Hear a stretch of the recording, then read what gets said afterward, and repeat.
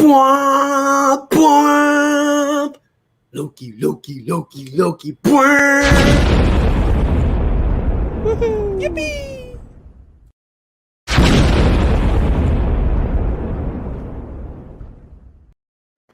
That was all the producer doing that. I didn't do anything. The freaking producer. Welcome to today's very special episode. We do have to go ahead and get out of the way. Unfortunately, Tom Hiddleston got stuck in traffic and couldn't make it to this live stream, though I know he was on the thumbnail. Yeah. Couldn't make it to the stream because of traffic delays. It's a shame. It's a shame. And, of course, we tried to reach out to Loki actor Tom Hiddleston, and he couldn't do it. So we found a Loki impersonator named Tom Hiddleston, apparently. Yep. And he couldn't make it either. So no one's making it. So nobody made it. But today, if you're watching this live, let us know where you're from in the chat. And if you're watching this after, let us know in the comments where you're from. It's the same question. It doesn't matter when you answer. It's the same question. That's right. So today we want to talk about, in this surprise live pop-up stream, the Loki. That's the name of the show, The Loki. The Loki. It's like the Facebook. It is, or the Kroger's. The Loki Season 1. The Loki Season 1. And the Loki Season 2, both of which are awesome. I don't know what happened to Joseph, but we got some good people in the chat. Mr. Awesome in the chat. He is in the house. And we got I don't know what happened. That was so weird. But literally, we broadcast this through StreamYard, a pretty common live streaming website. Great service. For some reason, I'm just sitting here, and all of a sudden, it just went to a blank screen. It just goes, something went wrong. It might be on our end. And I was like, okay. And it said, try again. I clicked try again, and here I am, back. We got Joachim in the chat. Joachim, hanging out in no man's land. Yo, this is a true fan. He wants to know if I'm going to rap. I said, yo, I ain't whack. I ain't going to do that unless I get the go-ahead from Jack. That was good. If Jack is in the chat and wants to give the go-ahead, let us know. But yeah, so Jack, far, I don't see Jack in here at all. Stanley in the chat says he's going to pay for my computer because he's been a good boy, which is super nice, Stan. That's Ryan says everybody's going to buy me a computer. Very nice guy. Super Reaper nice. In the chat. Don't listen to haters, please rap. You never know what can happen, Reaper. Sure. You never know. So let's just jump right into season 1. Okay. If you're here right now, we're putting warnings up everywhere. Yeah. It's at the bottom of the screen. It's in the title of the video. But let's just go ahead and just put it out there audibly as well. If you have not seen Loki season 1 yet, the season finale, of course, came out yesterday. Mm-hmm. There's a lot of spoilers in this. A lot of spoilers. We're going to be discussing what we think of the season and where we think it's heading, things like that, the ramifications for the MCU, all of that. So there's a lot of spoilers. I just feel like we've done our due diligence now, and at this point, you only have yourself to blame. Doug's in the chat, and he says he's not seen it, but he's got a bad memory, so it's fine. Hey, at least you know. At least you know going into it. That's right. So. Yeah, Loki spoilers can be rough.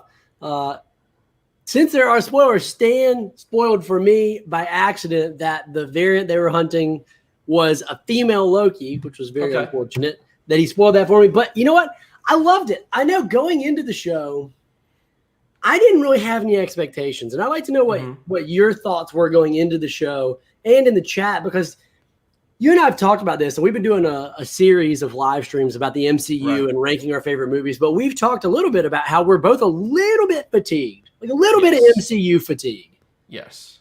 So what were your expectations going in to the show, feeling the weight of the 24 movies we've had in 2 live series? The 57 movies that we've seen so far. Yeah.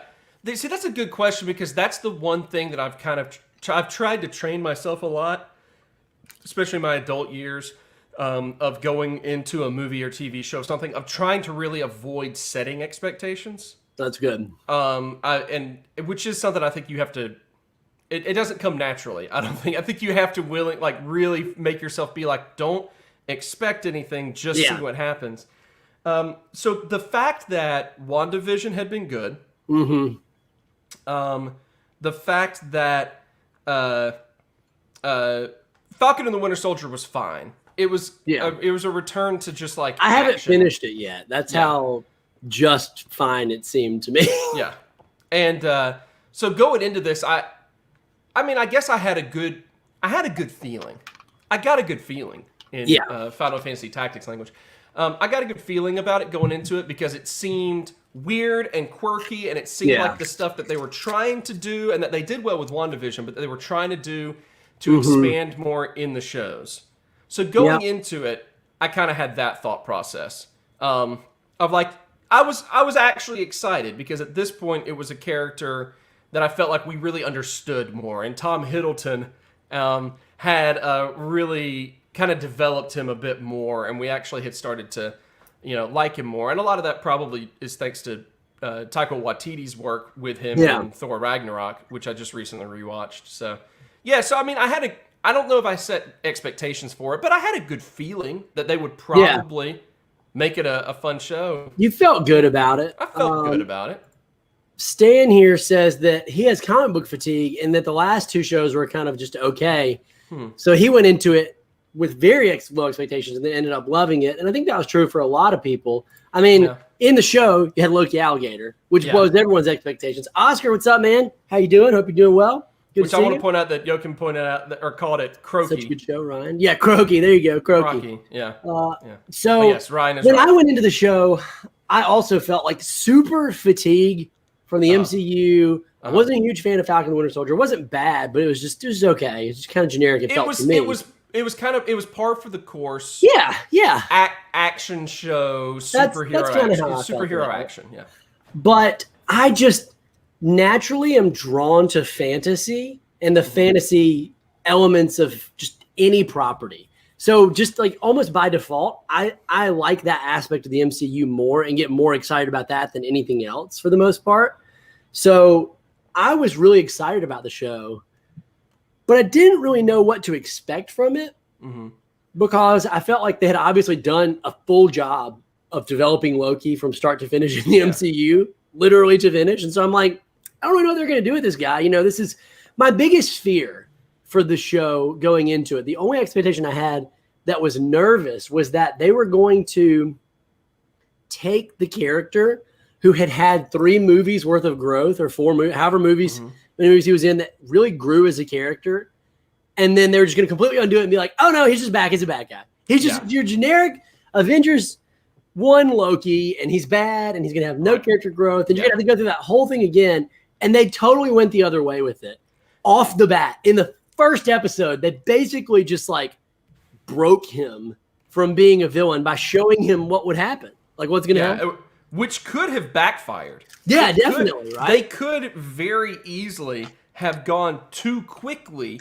We're worried about, are they going to erase all the character growth? They could have gone way too quickly into, no, we're just going to repeat all that character growth, just like that. But I think instead, I think they did a good job of speeding it along in a way that fits.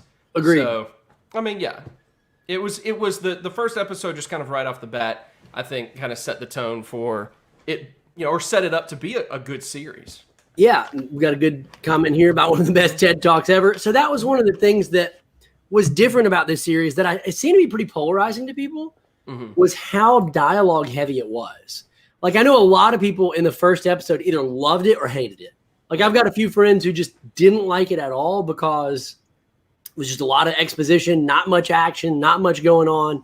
Right. And then the last episode, I loved the last episode. I thought it was awesome. I love seeing the reveal of, spoiler alert, Kang. That's actually his full name. Yeah. You've heard me called many things. Conqueror, spoiler alert, He Who Remains. So I get why people don't like it, but I loved every second of it. I thought that the dialogue bits were great for character growth. This is one of the few series for me, and I'd love to get your take on this, that was almost too short. Like I felt like they could have like when you watch episode 2 and then he like kind of abandons the TVA and goes with Sylvia, I'm like, dude, that could have been a season finale. Like they could have spent a lot more time with them, like going to different time periods and fixing more variants before the reveal and the switch and everything. I think it could have been longer. It should have been. It should not have ever been limited to 6 episodes. Yeah. You know, what WandaVision was 9 episodes, which felt like the right length. It should have at least been 9 episodes. And that's where I think it greatly hindered itself by doing that. Because for 5 episodes, Loki was the best thing that the MCU had done since Captain America Winter Soldier. Wow. That's I think, like in my opinion, it's the thing I've enjoyed probably the most. Like say it's the best quality thing. But then the season finale, you know, I think just for like a more casual fan really fell short of everything that had been built up. Unless you are and I'm not saying that like I hated it. I'm just saying that like I had really, you know, I've gotten very excited with each new episode. I loved like the quirky direction they're going, and I felt like they got to episode 6, and it was kind of like, okay, we've been setting up our own little like universe that we're in right here, and I've seen this complaint a couple of times, or maybe it's not a complaint, but this critique a couple of times online as well, is that it very quickly was like, all right, we're at the season finale. Now let's show how this fits into the rest of the MCU.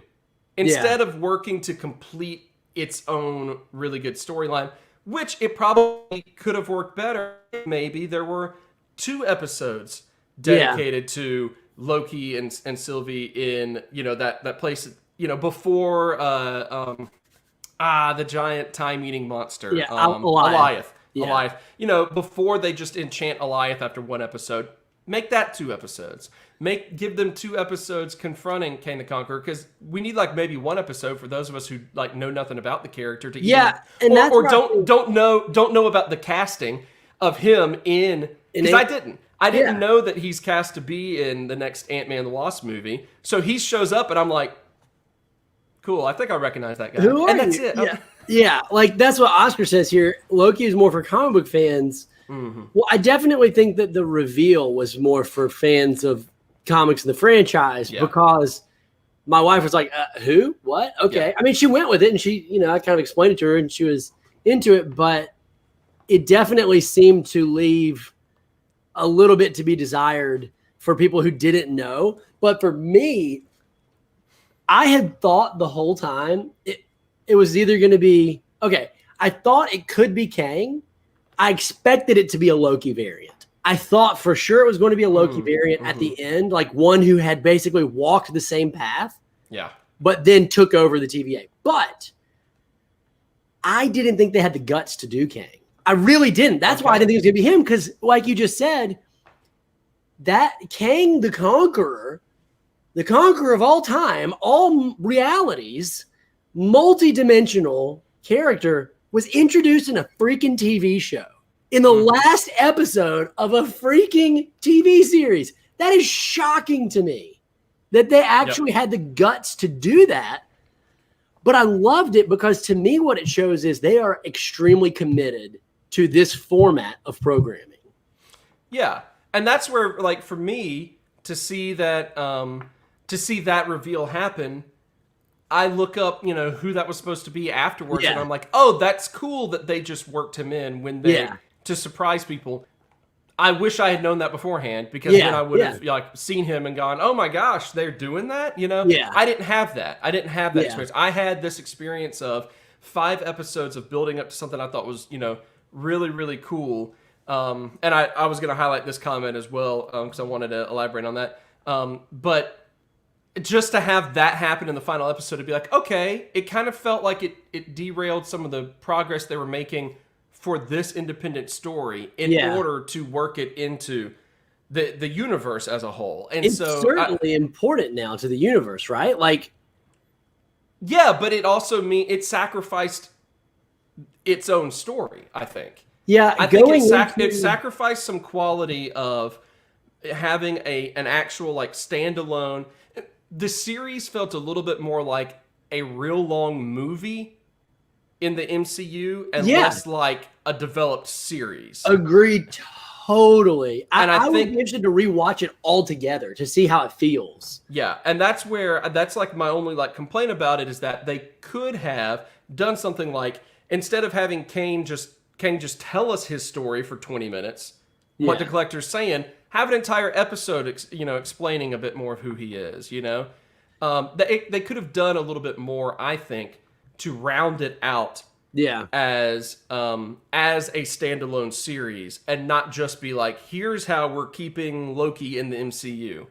Yeah, I mean, I was shocked because when we watched, one of my big questions going into the whole Disney Plus Marvel show experience is, how important are these going to be? Like, because originally I was just thinking like, okay, they're not going to make them that important because they don't want to alienate fans of just the movies. Like, if you don't watch the shows, you don't want to show up and, Ant-Man and Wasp and be like, oh, what happened? I'm so confused. I don't understand. So WandaVision didn't really have any major repercussions, though it had some with Vision. Nothing like crazy. And then Falcon Winter Soldier I haven't watched the end of yet, but I'm told, I mean, I kind of know what obviously happens with Falcon, but that could be also explained in one line in a movie after Cap gave him the shield at the end of Endgame.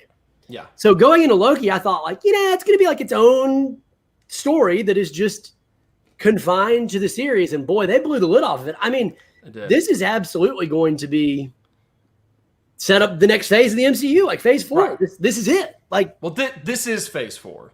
I mean, we're currently in phase 4. This is the direction that I think as an ultimate villain in an ultimate Avengers movie at some point will be. It will be Kang, right? Right. Like, you're just saying like setting up like the rest of like phase 4 for the actual movies. Right. And not just us living in phase 4. Of the MCU like we are right now. Because I think that the shows are technically considered to be the start of phase 4.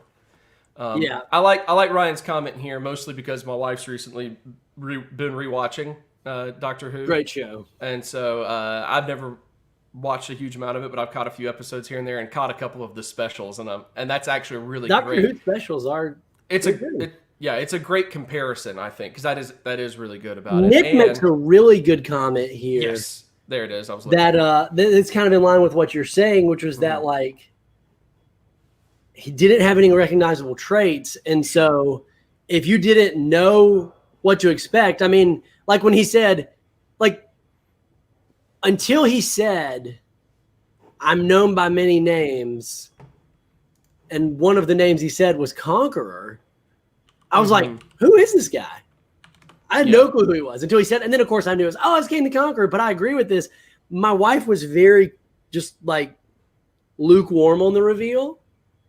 And I'm over here like totally freaking out, like they freaking did Kang. I can't believe it. Yeah, and me, I was over here feeling kind of like what Mr. Awesome says, with going, okay, I didn't feel the shock as like not as familiar. I was not. Not as really like I haven't been keeping up with the casting for the upcoming movies. Even if like I said earlier, even if I had just known that much. Yeah. If I had known the Ant-Man and the Wasp casting beforehand, then you would be like, "Oh my gosh!"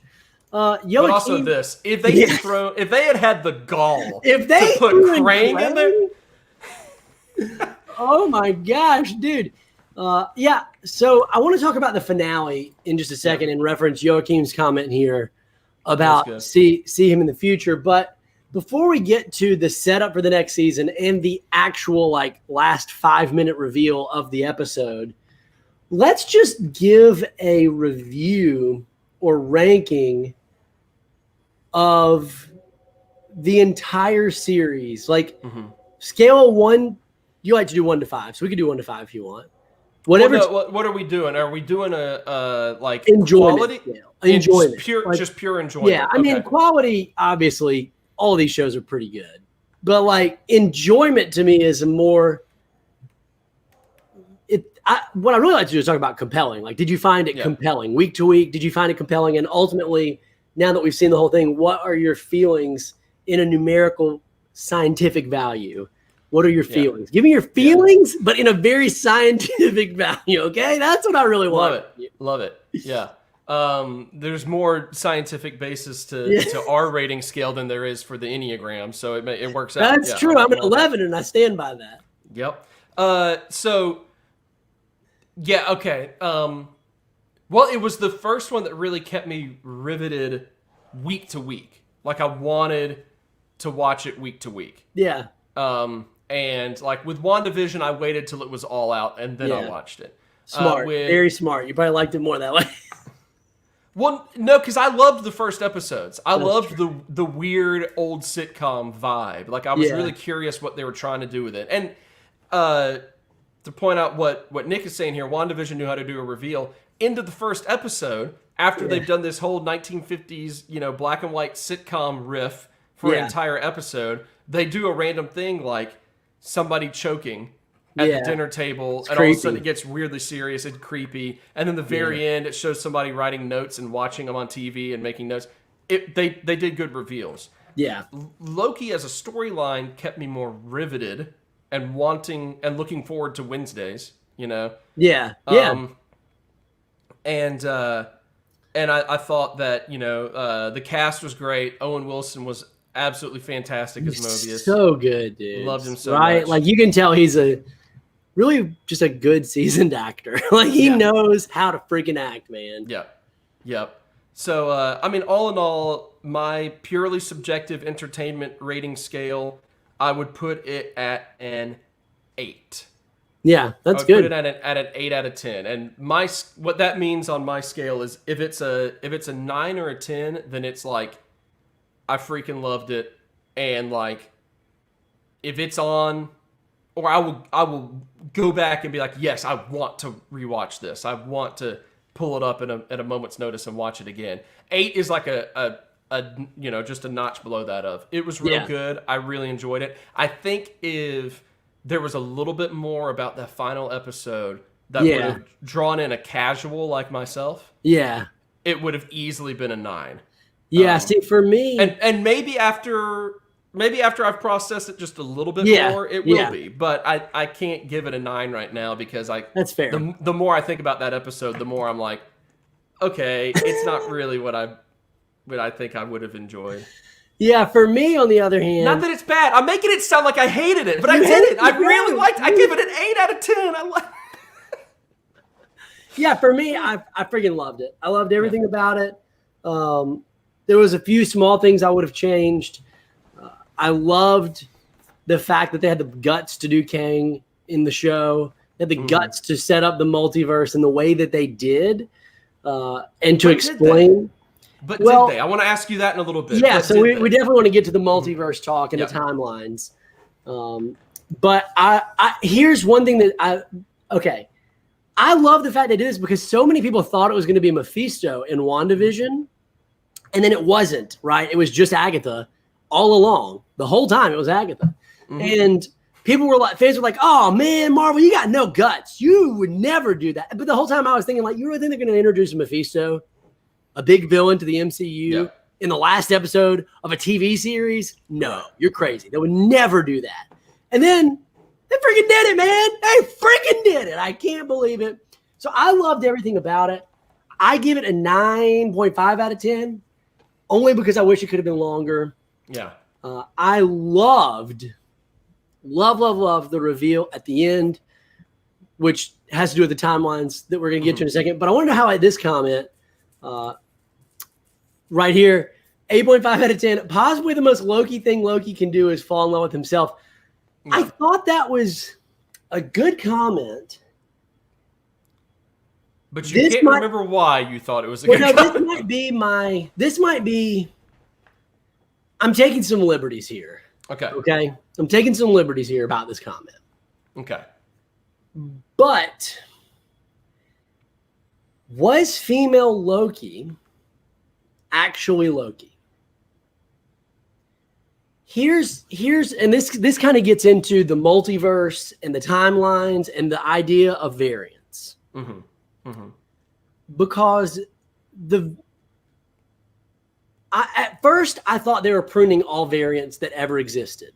But the more I thought about it, the more I thought specifically about like Endgame and how they rewrote the timeline but they were allowed to have, basically there's two timelines, where Captain America's old and lives with Peggy Carter. Yeah. And grows old because he survives before, he comes back, which, by the way, the TVA would be a really convenient way to explain how he made the jump back to this universe. Because we were all like, wait, how did he get on the park bench? Like, how did Cap get from going through time back to this universe when he lived a full life in basically a parallel timeline, an alternate reality? So that was allowed to exist. So originally I thought all variants were pruned. But what I actually think, and I think if you watch the show a little closely, they allude to this. They're not pruning all timelines. I think they were pruning any timeline that would lead to another Kang being made. Yeah, or at the very least, that would lead to a multiversal war. Right, or that's what they always. That's what they always hint at, was that they're trying to prevent another. That's right, and that part was accurate. So you think about, like, what is pruning a timeline? Pruning a timeline doesn't mean erasing the whole timeline. It means basically erasing something that changed. Well, it is erasing a timeline, but they're trying to stop it from the moment that it diverts. Yeah. Well, Sylvie was like 6. Yeah. By the time she was pruned, meaning everything up till 6, totally fine. Yeah. And when they pruned her, the timeline where she was up till 6 before she did whatever she did that got her pruned still exists theoretically. And then you throw in the idea, and this is all about, like, did Loki fall in love with himself? Then you throw in the idea that there's an alligator Loki. Yeah. There's who I think should have been the romantic interest. I think he should have been the one behind it all, personally. Yeah. Like, at the very end, the reveal is just the alligator sitting there going. But yeah, and that was a part that I really thought was going to be in the finale. I was very disappointed that was one of my small complaints. No Mobius on a jet ski? I thought surely there's going to be a point where they have to save somebody, and he rides in on a jet ski. Just one post-credit scene, even. But going back to the Loki thing, so, like, my thought, this may be taking some liberties here, but I don't know that every single Loki was actually Loki Leifison genetically that we see in the MCU. It could have very easily been, why was she a girl? Well, because when Odin went to adopt somebody, instead of taking the king's son, maybe he took the king's daughter and named her Loki. And instead of taking the king's son or the king's daughter, he's like, hey, Freya, come here. There's an alligator here. Look how cute this alligator is. She's like, don't you bring the alligator home. And he's like, no, I'm bringing it home and naming it Loki. That's what I'm doing. Like, exactly, yeah. So I don't know if it's like, because people are like, wasn't it incest? Or isn't it, you get to some weird, like, thoughts of what does it mean for Loki to be like with Loki. And so I'm not sure if they're just two people that share the same name or if they actually are genetically the same person. Well, and they seem to have a different set of powers. Yeah, exactly. That's even further proof. Loki, that we know of, had to pick up on enchanting somebody, but at no point did Sylvie ever manifest a weapon. Right? Yeah, she always had her own sword, so she wasn't manifesting. It's very true. And it's they're sitting around at one point, and she has the same outfit the whole time, and she complains about the outfit and all that.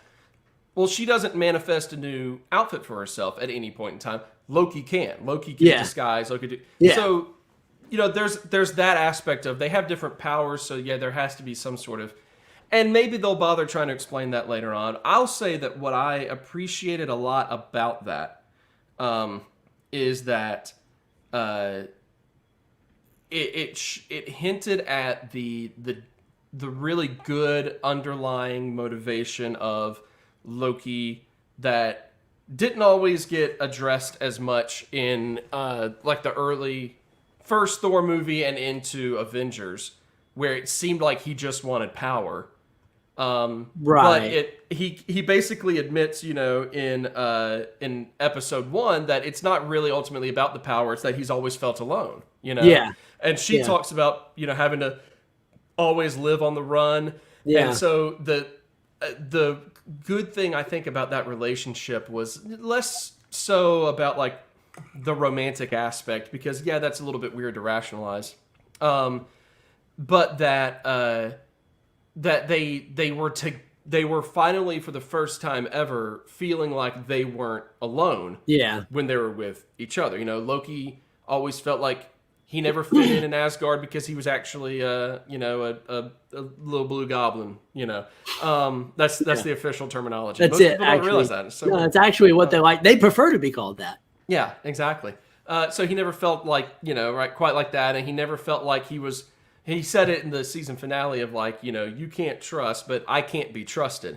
Yeah, he's always felt that in his interactions with Thor. Throughout the years, all of that. So it was finally the time that he felt like he could be dependable to somebody else. Yeah. And she was hoping that she could finally depend on somebody else. They just happened to find it in themselves because they both had the same need of like, always felt alone. And so I thought that was a good aspect, just kind of coming from a good like character writing, bit of thing. So. Do we think she'll come back as the Enchantress? That would make sense, actually. Yeah. That would make a lot of sense. I didn't think about that. So the doors have been open to the Multiverse of Madness. Yes. Which is definitely a setup for, the Doctor Strange movie, and consequently there's going to be some Spider-Man stuff going on here. But I thought that it was an interesting decision they got to make in the end.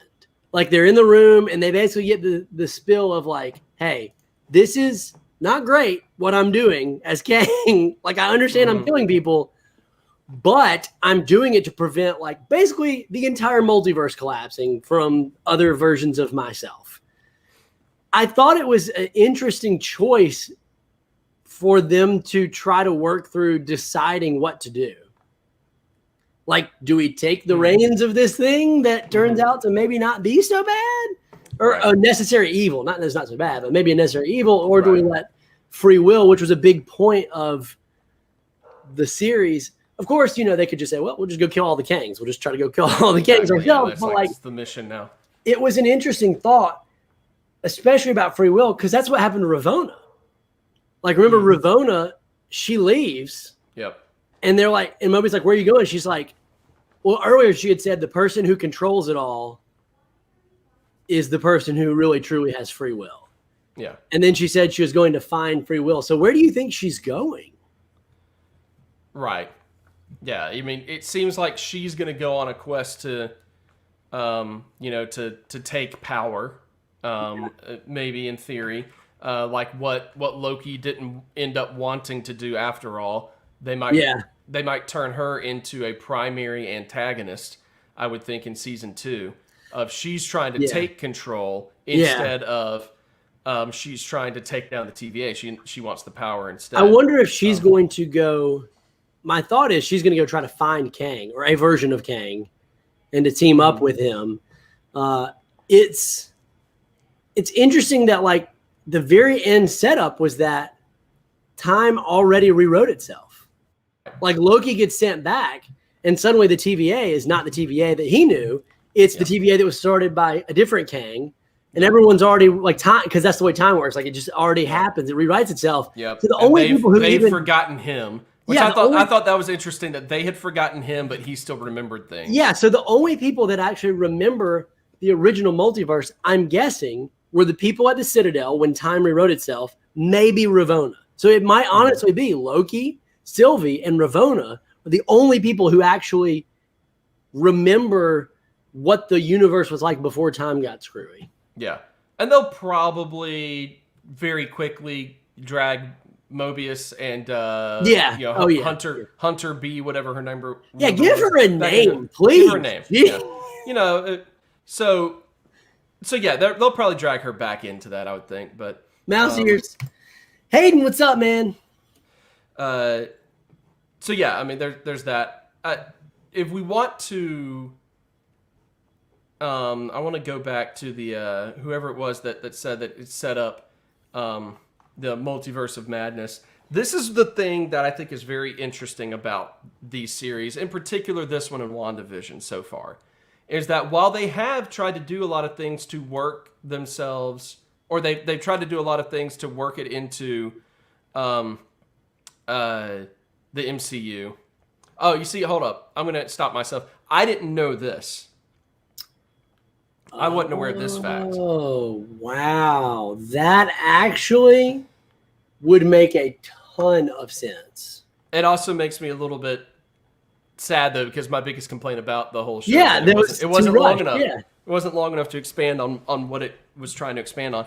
But while they try real hard to work WandaVision and Loki ultimately into the MCU, at the cost at times, I think, of making them being like really standalone projects. Yeah. Still good, still very enjoyable. I enjoyed them a lot. I felt like they could have been like absolutely really groundbreaking standalone projects if they had done a couple of things a little bit differently. But because they wanted to set up the next phase and all of that, they'll do some things like, oh yeah, a variant of Kang is now here. Yeah. But they're not going to fully actually introduce a multiverse concept yet. They hint at it in WandaVision, but don't do it. They hint at it. It's a heavy. You mean like they're not actually going to show like the X-Men universe? Or they're not going to do that Spider-Man. Until Doctor Strange multiverse, because they know that if their ultimate goal, Disney and Marvel Studios' ultimate goal is to always make the EU chief thing, right? Not projects, but make it so the MCU as a whole is the chief thing there. They know that ultimately not everyone's going to have Disney Plus. Not everyone's going to sit through a series. A lot of people are going to want the movies themselves. So they're not going to introduce the big concept of a multiverse until it's time for a movie. So they can hint at it all they want in these shows, and it's like, oh, we're sitting there like salivating, like, yes, please. But they're not going to actually do it yet. So season 2, though, takes place, will probably come out after Multiverse of Madness. So they won't have to create it, but they will be able to react to it. That would be my guess.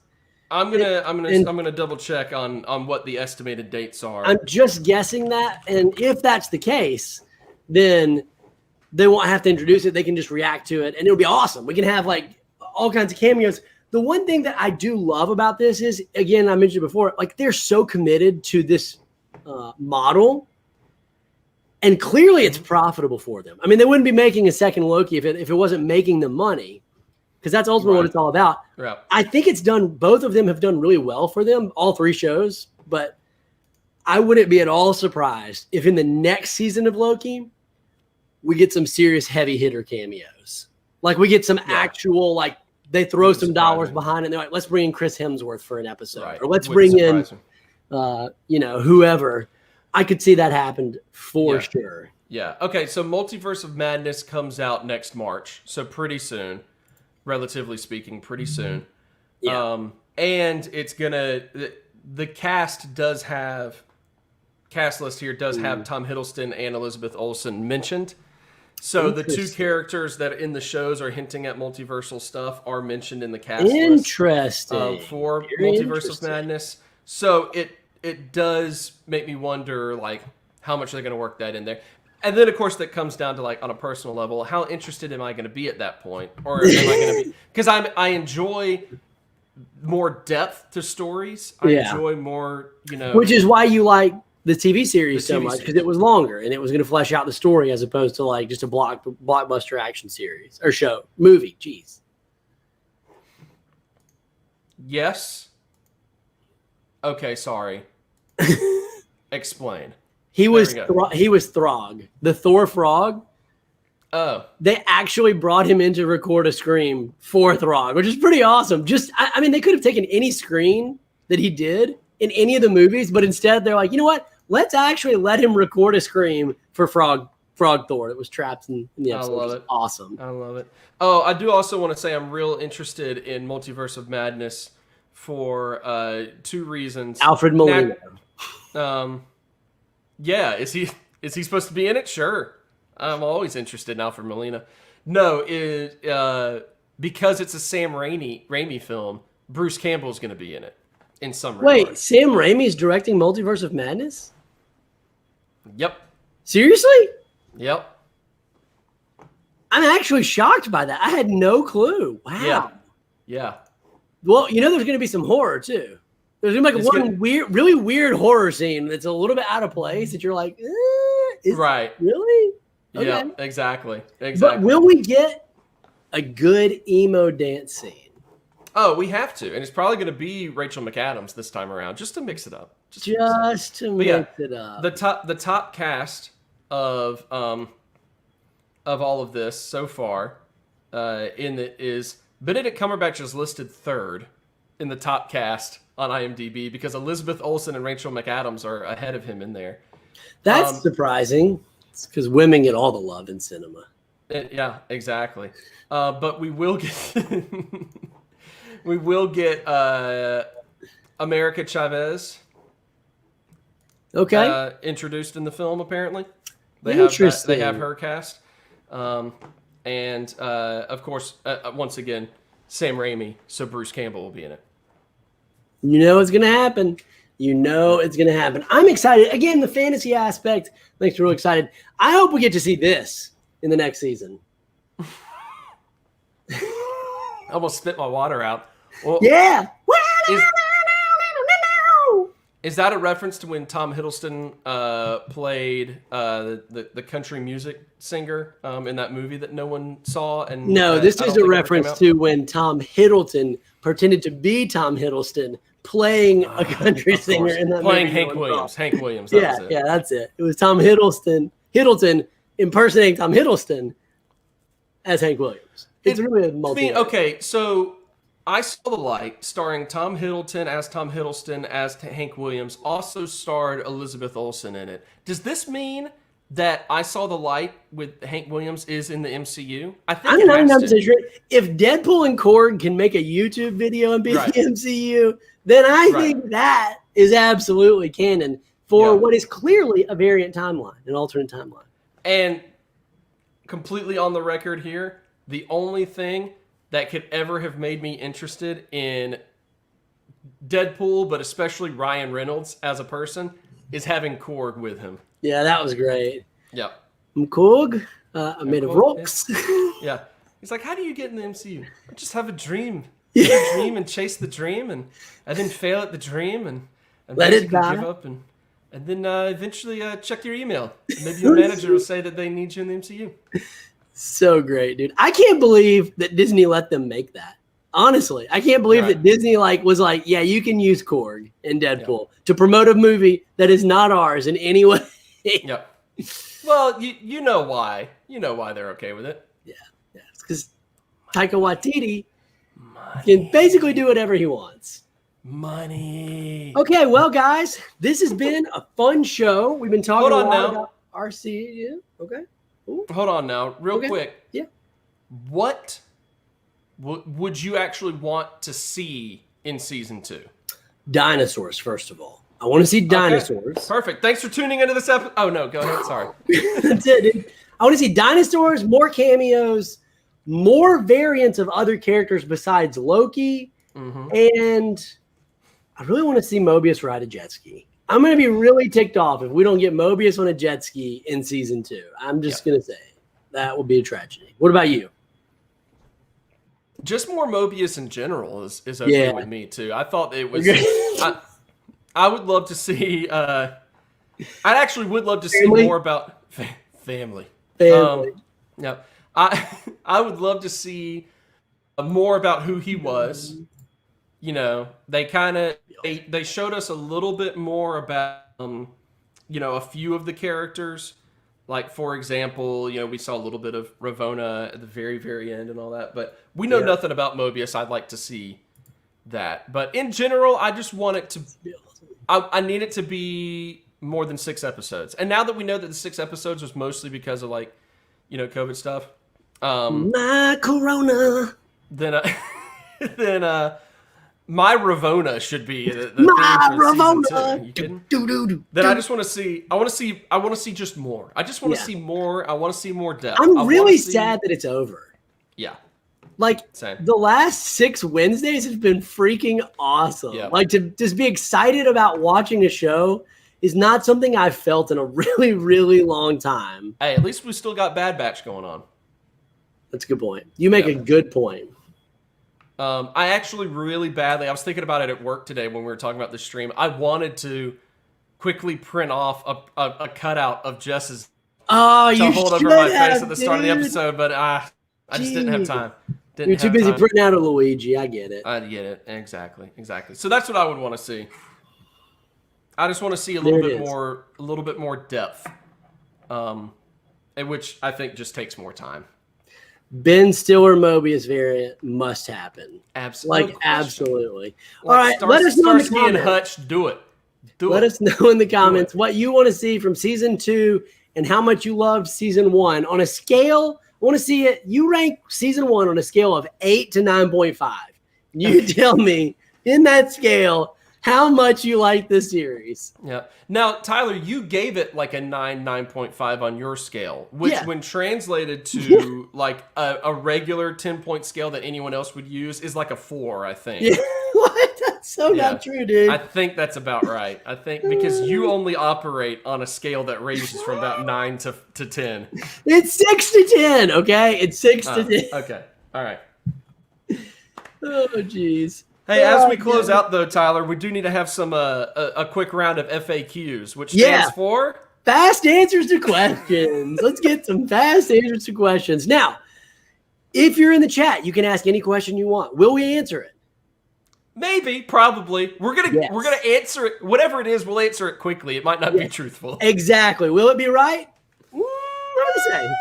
But we will answer it. So get your questions in. Any question at all. No question is off limits. A New York 9 is an everywhere else 6. That's a Childish Gambino quote. There you go. And if there's no questions, here's the first question. Oh my gosh. This is what happened to this 20 push-ups Tower O's. Jeez. What happened to? Are you gonna do? I didn't think we'd actually peer pressure you that easily, but we did. 2, 3, 4, 5. Okay, there's 5. Another 15 coming next video. We'll do it next time. Fast and Furious. I'm feeling pretty furious right now. Yeah, I would say yes. Season 2, give me Enchantress and Beta Ray Bill. That would be amazing. Beta Ray Bill for sure. Not being much of a comics guy, I've always thought that the name Beta Ray Bill, it confuses the mess out of me. And so that's why I want him. I want him in everything. I never thought about the fact that he's not a Beta Ray. No, his name's Beta Ray Bill. Not even a fish. Yeah. That's great. Exactly. Whatever happened to the 90 I owe you? You know what, Stan? Sure. 89. I owe you 89, buddy. There's your There one. it is. Oh, geez. Wait, were those different than the 5 you gave earlier? Because I think that was 6 total, and you they count for both. 6 total and 1 less for Stan. Exactly. So okay. I think that looks like this prep for the questions. Although Hayden wishes said what happened to the $50 you owe. Yeah, we don't talk about that. We don't talk about that on the stream. Guys, thanks a bunch for watching. It was a lot of fun. Hope you enjoyed Loki half as much as we did. If not, you're dead. To us. Not to the rest of the world, probably. Hopefully. Jeez. We'll leave you with this. Kind of took a dark turn. No more words needed. Woohoo! Yippee!